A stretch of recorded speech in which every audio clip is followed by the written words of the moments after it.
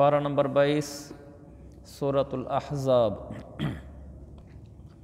اعوذ باللہ من الشیطان الرجیم، بسم اللہ الرحمن الرحیم۔ یا نساء النبی لستن کاحد من النساء ان اتقیتن فلا تخضعن بالقول فیطمع الذی فی قلبہ مرض وَقُلْنَ قَوْلًا مَعْرُوفًا۔ دوبارہ، یا نساء النبی لستن کاحد من النساء ان اتقیتن فلا تخضعن بالقول فیطمع الذی فی قلبہ مرض وَقُلْنَ قَوْلًا مَعْرُوفًا۔ صدق اللہ العظیم۔ یہ وہ آیت ہے جس میں اللہ تبارک و تعالی نے ازواج مطہرات کو کچھ خاص احکام ارشاد فرمائے ہیں اور ازواج مطہرات کی وساطت سے تمام مسلمان عورتوں کو پیغام دیے ہیں۔ ایک دو تو پیغام اسی آیت میں ہیں اور پھر باقی اگلی آیت میں وَقَرْنَ فِي بُيُوتِكُنَّ اور اگلی آیت میں وَاذْكُرْنَ میں۔ تو آج کا درس کا تعلق عورتوں کے ساتھ ہے۔ مردوں کے ساتھ اس کا تعلق اس لحاظ سے ہے کہ مردوں کو معلوم ہونا چاہیے کہ ہماری عورتوں کے اوپر شریعت کے احکامات کیا ہیں، تاکہ اپنی بچیوں کی تربیت اسی مطابق کی جا سکے اور اپنی گھر کی عورتوں میں یہی ماحول بنایا جا سکے جو یہاں ہے۔ اور جو خواتین درس سنتی ہیں تو ان کے لیے تو براہ راست یہ درس انہی کے لیے ہے۔ تو پہلے تو اللہ تعالیٰ نے ازواج مطہرات کی شان بیان فرمائی کہ یا نساء النبی، اے نبی کی بیویو، لستن کاحد من النساء ان اتقیتن، اگر تم تقوی اختیار کرو تو تم عام عورتوں کی طرح نہیں ہو۔ ایک تو یہ بتایا کہ ازواج مطہرات عام عورتوں کی طرح نہیں ہیں، یعنی عام عورتوں سے ان کا مقام و مرتبہ بلند ہے، لیکن یہ ساتھ شرط لگئی اگر تم تقوی اختیار کرو۔ یہ بتایا کہ محض اسی خیال میں نہ رہو کہ تم حضور صلی اللہ علیہ وسلم کی بیویاں ہو، بلکہ اس کے ساتھ ساتھ تقوی کی بھی ضرورت ہے۔ تو عمل صالح ہی انسان کو نفع دیتا ہے۔ تو صرف کسی انسان کو اس خیال میں نہیں رہنا چاہیے کہ میں فلاں بڑی دینی ہستی کے ساتھ اپنا رشتہ داری کا کوئی معاملہ ہے، رشتہ داری میری کوئی رشتہ داری ہے، مثلا میں فلاں کا بیٹا ہوں، فلاں کی بیٹی ہوں، میرے والد ایسے ہیں، بلکہ اس کے ساتھ ساتھ تقوی کا اہتمام کیا جائے۔ یہ بات بہت ضروری ہے۔ بہرحال اتنا ضرور معلوم ہوا کہ حضور صلی اللہ علیہ وسلم کی ازواج مطہرات عام عورتوں کی طرح نہیں ہیں، ان سے ان کا مقام بہت بلند ہے۔ اور پھر ہمارے لیے یہی بڑی عزت کی چیز ہے کہ آپ صلی اللہ علیہ وسلم کی ازواج ہمارے لیے والدات کی طرح ہیں، ماؤں کی طرح ہیں۔ اللہ تعالیٰ نے فرمایا ازواجہ امہاتہم، اللہ کے نبی صلی اللہ علیہ وسلم کی بیویاں وہ امت کی مائیں ہوتی ہیں۔ آگے جو احکام بیان کیے ہیں ان کو ذرا غور سے دیکھیں۔ فلا تخضعن بالقول فیطمع الذی فی قلبہ مرض وقلن قولا معروفا، لہٰذا تم نزاکت کے ساتھ بات مت کیا کرو۔ یہ عورتوں کو حکم ہے، تم نزاکت کے ساتھ، لچک کے ساتھ، بعضوں نے ترجمہ کیا ہے لچک کے ساتھ بات مت کیا کرو۔ کبھی کوئی ایسا شخص بے جا لالچ کرنے لگے جس کے دل میں روگ ہوتا ہے، اور بات وہ کہو جو بھلائی والی ہو۔ یہ بہت اہم حکم ہے اور ہمارے معاشرے میں 99% سے بھی زیادہ مٹا ہوا ہے۔ اللہ تعالیٰ نے فرمایا ازواج کو کہ تم جب کسی مرد سے بات کرنے کی نوبت بھی پیش آ جائے پردے کے ساتھ تو بات میں لچک نہیں ہونی چاہیے۔ عورت کی آواز میں فطری طور پر ایک لچک اور نزاکت ہوتی ہے۔ یہاں حکم دیا گیا کہ اس کا خیال کرو کہ تکلف کے ساتھ اس طرح گفتگو کرو کہ وہ جو نسوانی لچک اور نزاکت ہے وہ نہ باقی رہے لہجے میں، آواز میں، بلکہ آواز میں پھیکا پن آ جائے، بے روکھا پن آ جائے، روکھا پن اور پھیکا پن آ جائے۔ البتہ بد اخلاقی نہ ہو، یعنی عورت ایسے بات نہ کرے کسی مرد کے ساتھ جیسے کوئی بد اخلاقی والا طریقہ ہوتا ہے، لیکن اس طریقے سے بات نہ کرے کہ عورت کی آواز میں جو ایک لچک اور ایک نزاکت ہے ایک باریک پن ہے وہ اس کو سنوار کر کرے تاکہ مرد کو آواز اچھی لگے، اس کی اجازت نہیں ہے۔ اب دیکھیں کتنی حیرانی کی بات ہے، عورتوں کو یہ کہا جا رہا ہے کسی مرد کے ساتھ بات کرنے کی نوبت آ جائے تو بات میں لچک کو تکلفاً ختم کر کے بات کریں، بات میں تکلفاً نزاکت کو ختم کر کے بات کریں۔ حالانکہ ہر عورت کی آواز میں نزاکت ہے، لیکن پھر بھی اس کو ختم کرایا جا رہا ہے، اس لیے کہ جس کے دل میں روگ ہے، یعنی دل کے اندر خرابی ہے، کہ وہ عورتوں کی آواز کی سن کر پھر اس کے دل میں کوئی نامناسب جذبات ابھرتے ہیں، ایسا نہ ہو کہ وہ کوئی غلط لالچ کرنے لگے اس عورت سے۔ فَيَطْمَعَ الَّذِي فِي قَلْبِهِ مَرَض، جس کے دل میں بیماری ہے وہ عورتوں میں لالچ نہ کرنے لگ جائے۔ تو میرے عزیز بھائیو، جہاں شریعت کا یہ حکم ہو اور وہاں آج کے معاشرے کو اس پر قیاس کیا جائے تو کتنا رونے کا مقام ہے۔ یہاں تو عورتیں گانا گاتی ہیں، اب آپ بتائیں جو عورت گانا گا رہی ہے اس کی آواز کو سننا کیسے جائز ہو سکتا ہے؟ چلیں گانے کو تو سارے ہی برا سمجھتے ہیں، اس کو تو کوئی بھی نہیں کہتا اچھی بات ہے، لیکن جو عورتیں نعتیں پڑھتی ہیں اور ان کی نعتیں میڈیا پر ہوتی ہیں اور لوگ سنتے ہیں، یہ کیسے ٹھیک ہو سکتا ہے؟ یہ دینداری کے روپ میں بے دینی ہے، یہ نیکی کے روپ میں گمراہی ہے، یہ اچھائی کے روپ میں جہالت ہے کہ عورت نعتیں پڑھتی ہیں اور مرد سنتے ہیں۔ عورت کو تو کہا گیا کہ مجبوری میں بھی بات کرنی پڑے تو اپنی فطری نزاکت اور لچک کو نکال کر تکلف کے ساتھ پھیکے پن میں اور روکھے پن میں بات کرو، اور یہاں حال یہ ہو کہ وہ کسی کے ساتھ عورت مسکرا کے بات کر، یہ دکانوں پر جا کر دیکھیں، عورتیں مردوں کے ساتھ مسکرا کر ہنس کر باتیں کرتی ہیں۔ دفتروں میں جا کر دیکھیں، عورتیں اپنے کولیگز کے ساتھ ہنس کر مسکرا کر باتیں کرتی ہیں۔ فیملیوں میں، خاندانوں میں جا کر دیکھیں کہ آپس میں نامحرم عورتیں نامحرم مرد ہنس کر بات کرتے ہیں، بھابھی اور دیور بات کرتے ہیں، خالہ زاد بہن سے بات کرتے ہیں ہنس کر مسکرا کر۔ یہ کیسے جائز ہو سکتا ہے؟ جو شریعت اتنی پابندی لگائے کہ آواز میں فطری لچک اور فطری نزاکت کو بھی تکلف سے دور کرو اور اس میں پھیکا پن اور روکھا پن لے آؤ، تو اس میں مسکرا کر ہنس کر بات کرنے کی کیسے اجازت ہو سکتی ہے؟ مفتی تقی صاحب فرماتے ہیں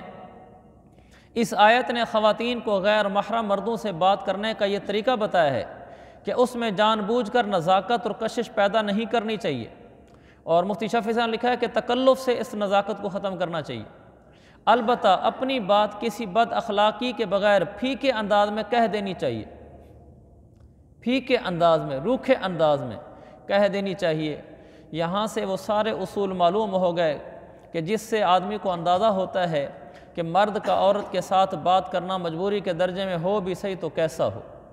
مثلا آدمی بعد دروازہ بجاتا ہے، اندر سے عورت بولتی ہے، بالکل عورت کو بولنے کی اجازت ہے، عورت کی آواز پردہ نہیں ہے، اس کے حدود ہیں لیکن پردہ نہیں ہے، لہذا وہ بول سکتی ہے۔ فون کیا گھر پہ، آگے سے عورت نے اٹھایا، اس سے بات ہو جاتی ہے۔ کسی اور موقع پر بھی ہو سکتی ہے، ہسپتال میں عورت سے بات کرنے کی نوبت پیش آ گئی، کسی جگہ ٹکٹ لینے کے لیے گیا وہاں ضرورت پیش آ گئی، دکان میں ضرورت پیش آ گئی، کسی اور جگہ ضرورت پیش آ گئی، ضرورت پیش آ جاتی ہے، اس کا انکار نہیں ہے اور بات کرنا بھی گناہ نہیں ہے، لیکن جو ضرورت کی بات ہو اس کو اسی حد تک رکھا جائے اور اس میں پھیکا پن ہو اور روکھا پن ہو اور اس میں اپنائیت اور محبت اور نزاکت اور لچک اور ہنسی مذاق بے تکلفی، یہ پہلو اس میں بالکل نہ ہو۔ یہی قرآن کی تعلیم ہے اور اسی کے فائدے ہیں۔ بلکہ حدیث ہے، اللہ کے نبی صلی اللہ علیہ وسلم فرمایا، طبرانی کی حدیث ہے اور صحیح حدیث ہے سند حسن کے ساتھ، آپ صلی اللہ علیہ وسلم نے عورتوں کو روکا کہ وہ شوہروں کی اجازت کے بغیر دوسروں مردوں سے بات نہ کیا کریں۔ نہى النبی صلی اللہ علیہ وسلم عن النساء ان یکلمنا بغیر اذن ازواجہن، یا اس طرح کے الفاظ ہیں لیکن بالکل ایسے ہی حدیث کہ شوہروں کی اجازت کے بغیر ان کو بات کرنے کی اجازت نہیں دی گئی۔ اگر عورت نے کسی مرد سے بات کرنی ہے تو شوہر سے اجازت لے۔ تو اس کا بہت زیادہ خیال رکھا جائے کہ عورت سے بوقت ضرورت بات ہو اور وہ بھی روکھے انداز میں ہو۔ اللہ تعالی ہمارے معاشرے کو اس پر لے آئے اور جو بے حیائی کا سیلاب آیا ہوا ہے اللہ تعالیٰ اس کو دور فرمائے۔ آگے فرمایا وَقَرْنَ فِي بُيُوتِكُنَّ، اور اپنے گھروں میں ٹھہری رہو۔ یہ بھی ایک اصول معلوم ہوا کہ عورتوں کو حکم یہ ہے کہ وہ گھروں میں رہیں، گھروں سے باہر نہ جائیں، لیکن اس کا یہ مطلب نہیں ہے کہ عورت کا گھر سے باہر نکلنا ناجائز ہے، بلکہ ضرورت کے وقت میں حضور صلی اللہ علیہ وسلم کی خود زندگی مبارکہ میں آپ کی ازواج مطہرات اور صحابیات گھر سے باہر نکلی ہیں کہ آپ کی ساری ازواج نے آپ کے ساتھ حج کیا ہے، یقیناً وہ گھر سے باہر نکلی ہیں، صحیح حدیث سے ثابت ہے۔ اسی طرح جنگوں کے اندر عورتیں شریک ہوئی ہیں، غزوہ احد میں شریک تھی، تو مختلف جنگوں میں عورتوں کا شریک ہونا بھی ثابت ہے۔ اسی طرح صحابیات کا اپنے والدین کو ملنے کے لیے گھر سے نکل کر جانا بھی ثابت ہے،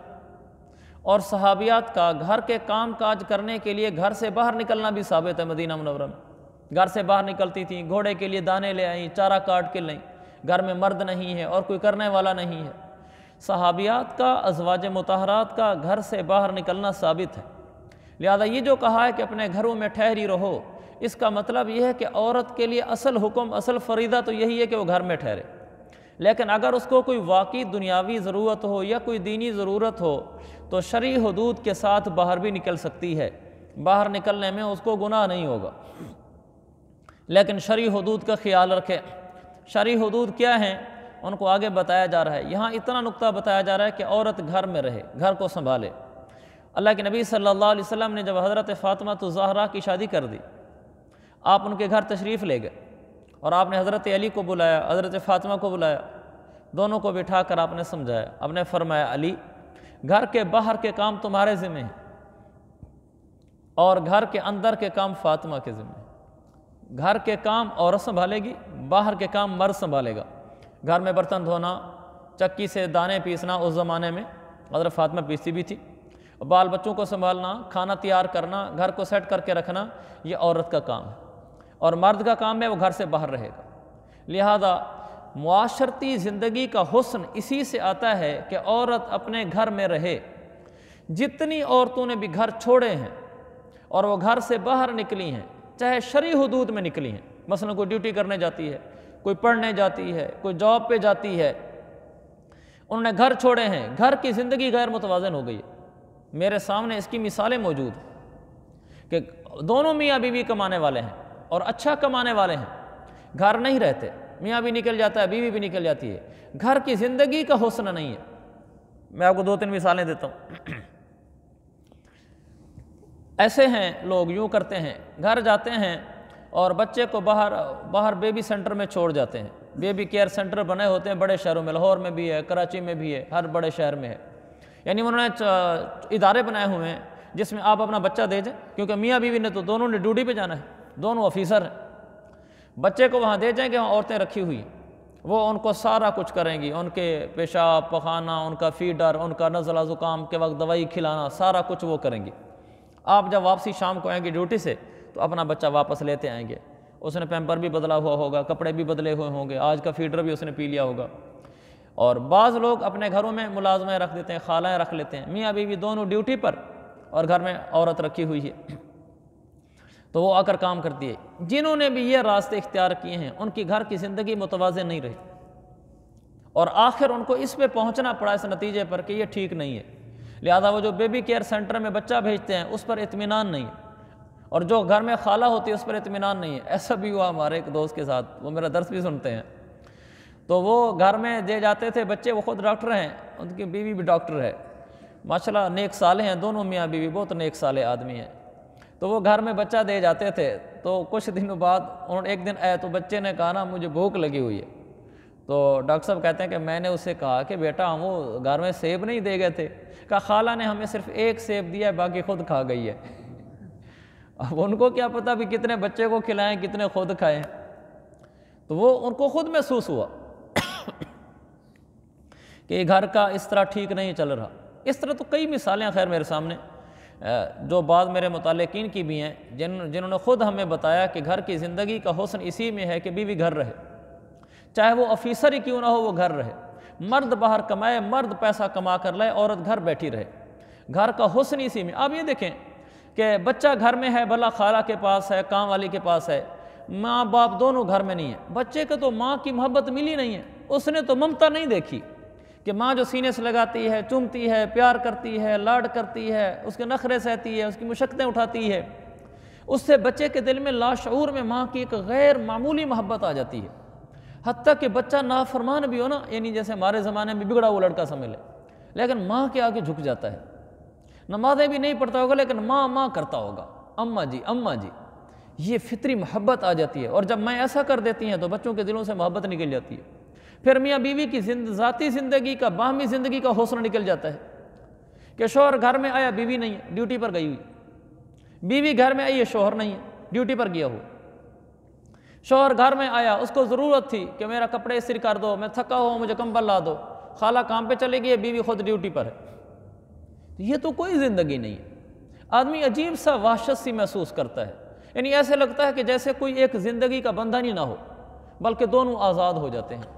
تو وہ زندگی کا جو ایک حسن ہے میاں بیوی کا، اللہ نے کبھی نہیں، اللہ نے فرمایا، اللہ تعالیٰ نے میاں بیوی کا رشتہ پیدا کیا لِتَسْكُنُوا إِلَيْهَا، تاکہ تم بیوی کے پاس جاؤ اور تمہیں سکون حاصل ہو۔ دیکھیں آدمی ڈیوٹی سے آتا ہے، کاروبار سے آتا ہے، کھیت سے آتا ہے، تھکا ہوا،